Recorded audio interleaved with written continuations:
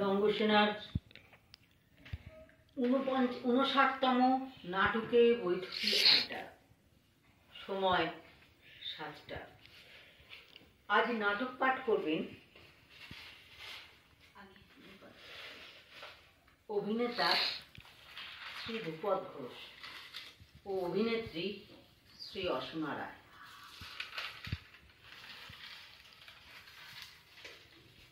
থাকি ওরে আমি যে সাধারণ বেদিয়া, তার ওপর অতিশয় বৃদ্ধ, বেশি কথার চোপে কাঁপে, তাবিজের ভেতর মন্ত্র ভরে না বেচলে নিরন্ন থাকি অতি সাধারণ। এ ব্যথার ভার আমি কেমনে বহিব?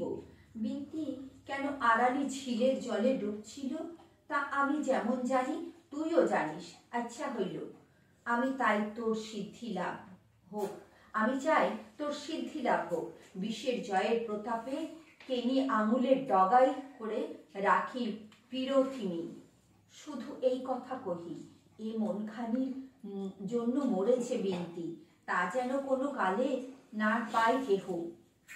একটা না আবেগ মন্থিত কথা হঠাৎ থামিয়ে ঘণ্টাগুলো স্থির তাকিয়ে থাকে জহরের মুখের দিকে। যদিও দ্রুতলয়ে তার শ্বাস উঠছে নামছে, যদিও তার চোয়াল কাঁপছে তীর তীর, যদিও তার চোখের পাতায় 2 ফোঁটা জল জমে আছে, গড়িয়ে পড়েনি চোয়ালে।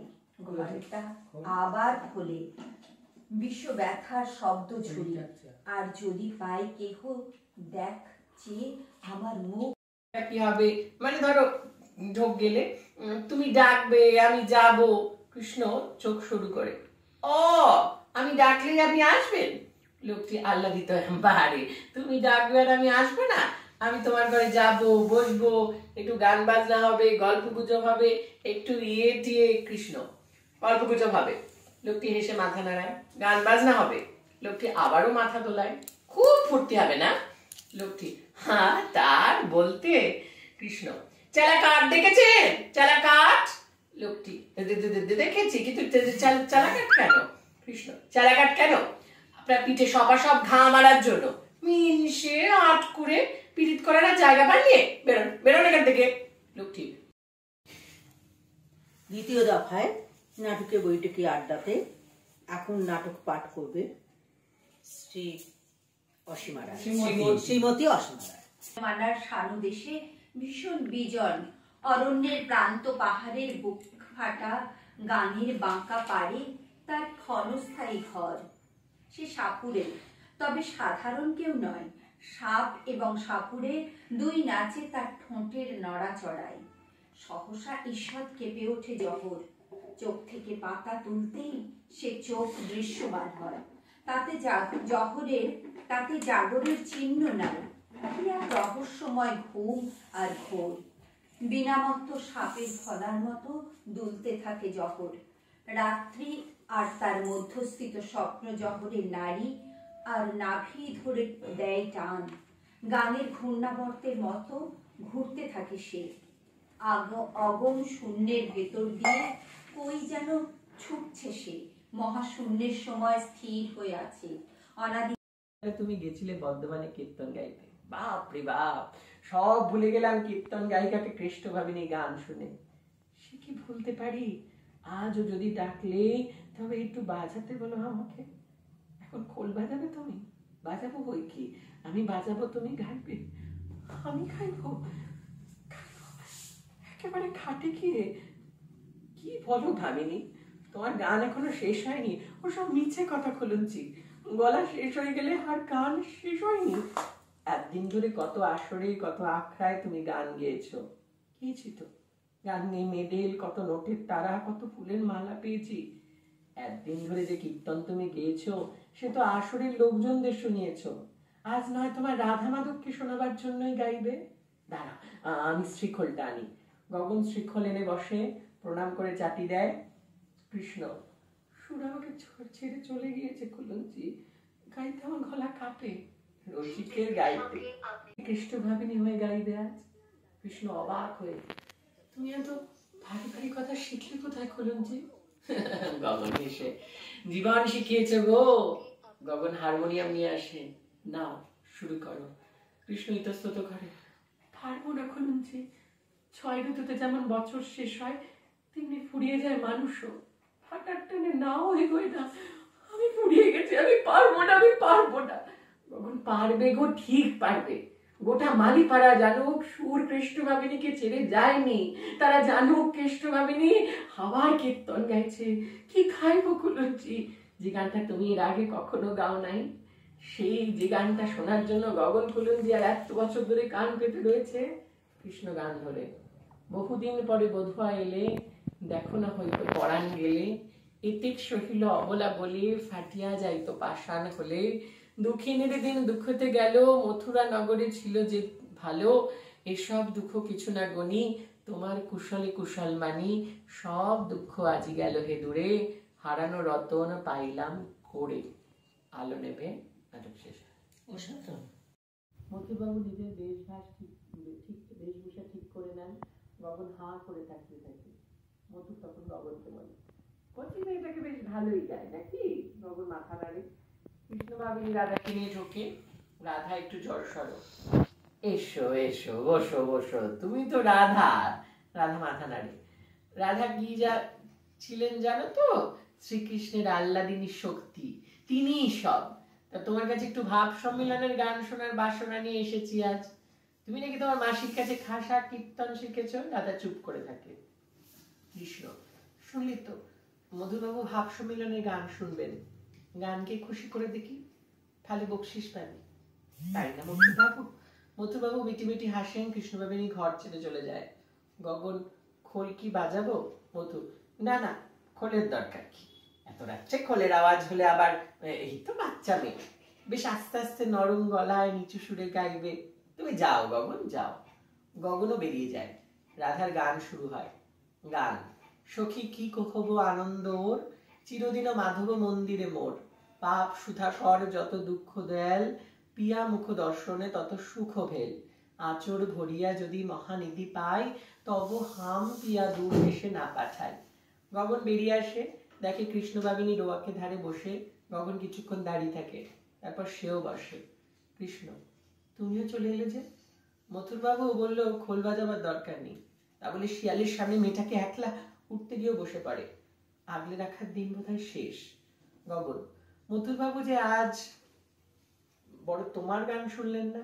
কৃষ্ণ, শুনলেন না হয়তো ভাবছে কৃষ্ণভাবিনীর বয়স হয়ে গেছে। তোমার বয়স হয়ে গেছে আর বুড়ো হয়নি। হাঁটতে গেলেও ধরতে হয়, চুল নেই, দাঁত নেই। পুরুষ মানুষের আবার বয়স, পয়সা থাকলে চিন্তা কি? কিছুক্ষণ চুপ করে বসে থাকে দুজনে। রাধার গান আচ্ছা ভেসে আসে। গগন, মেয়েটা ভালোই শিখছে, গলাটা একটু খড়, কিন্তু মন্দ লাগছে না। কৃষ্ণ, তোমাকে কি মথুরবাবু বাড়ি পৌঁছে দিতে বলেছে? না, সেরকম কিছু বলেনি। তবে আর তুমি এখানে বসে আছো কেন? বাড়ি যাও। গগন কিছু বলে না, মাথা নিচু করে বসে থাকে। তা যাবে কেন? এত করে খেদাই হুঁশ আছে কোনো? আজ 10 বছর ধরে দেখছি, গায়ের চামড়াটা এত মোটা কেন তোমার? গগন, তোমার মনে আছে 10 বছর আগের কথা? কৃষ্ণ, মরণ মনে থাকবে না কেন? বর্ধমানে গিয়েছিলাম কীর্তন গাইতে, সেখান থেকেই তো পিছু নিয়েছো। কথা নেই বার্তা নেই, বলে কিনা তোমার সঙ্গে একটু খোল বাজাবো ভাই। তুমি তো আমাকে মোটেও পাত্তাও দেয় না। পাত্তাও দেয় নাই, দেবো কেন? কোথাকার লাভ না রাজা গজা? কি ছিল তোমার? না চাল না চুলো, ছিল খালি চাটাং চাটাং কথা। কি যেন বলেছিলে? আমার রং কালা, দেখো কালা, একটু বাজাতে চাই খালি। আমি কি খারাপ বাজিয়েছিলাম বলো? তুমি যেন কোন গানটা গেয়েছিলে? হ্যাঁ, মনে পড়েছে, তুমি সেদিন গেয়েছিলে, মতলবে তোর মন ঠাসা, ঘরের ভাতে কাগের আশা, নাগর পথ দেখো হে। পথ আর দেখালে কোথায়? চিটেগুড়ের মতো তো যে সেটে ধরলে। গগন, 60টা দিলে কই? কতবারই তো বলেছি, খাওয়া থাকাটা যদি এখানেই হতো মন্দ হতো না।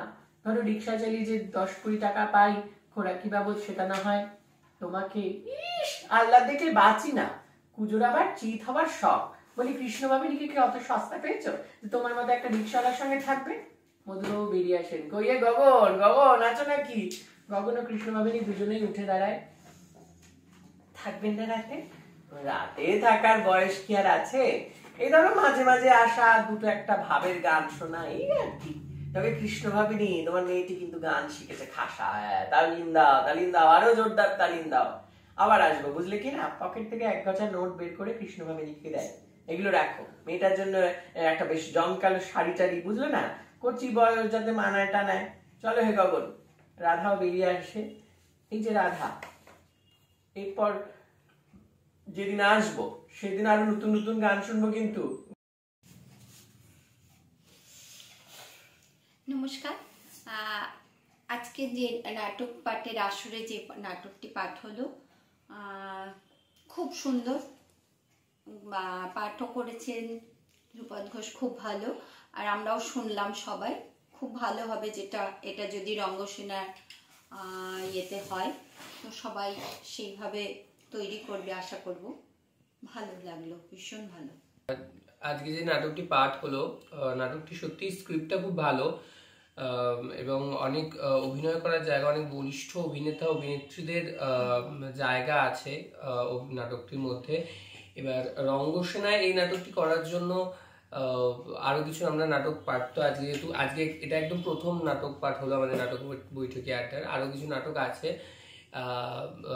এই নাটকটি ভালো, অবশ্যই ভালো। রঙ্গসেনাও যদি করে খুব ভালোভাবে নামাতে পারবে। আমাদের দলে নিশ্চয়ই এরকম অনেকে আছে যারা এই চরিত্রগুলি করতে পারবে। তো দেখা যাক। নাটকটি বললেন ধ্রুপদ ঘোষ, নাটকটি কথাগুলো খুবই ভালো লেগেছে আর মনে হচ্ছে সব চোখের সামনে ছবির মতো লাগছে। ভীষণ ভীষণ ভালো লেগেছে। এখানেই শেষ করলাম। আমি মিতা ধর, নৈহাটি রঙ্গসেনার একজন সদস্যা। তো এই মুহূর্তে আমাদের নাটকে বৈঠকি আড্ডা চলছে এবং এতক্ষণ আমাদের দলের কর্ণধার ধ্রুপদ ঘোষ যে নাটকটি পাঠ করলেন, নাটকটা আমরা সবাই শুনলাম। খুবই ভালো লাগলো নাটকটা। এবং এই নাটকটা যদি আমাদের দল থেকে মঞ্চস্থ করা হয় খুবই ভালো হবে। এবং এই যে চরিত্রগুলো শুনলাম সেই চরিত্রগুলো আশা করছি আমরা চেষ্টা করলে পারবো। ব্যাস এইটুকুই বলবো। ধ্রুপদ ঘোষ যে নাটকটি পাঠ করলেন সেই নাটকটি অত্যন্ত সুন্দর। রঙ্গসেনার জন্য এই নাটকটি যথেষ্ট ভালো এবং এখানে যে চরিত্রগুলো বললেন, চরিত্রগুলো পাঠ করলেন, প্রত্যেকটা চরিত্রই অত্যন্ত বলিষ্ঠ এবং এই চরিত্রগুলো অভিনয় করার জন্য আমাদের রঙ্গসেনাতে অনেক বলিষ্ঠ অভিনেতা অভিনেত্রীও আছে যারা এই নাটকটি মঞ্চায়ন করতে পারবে।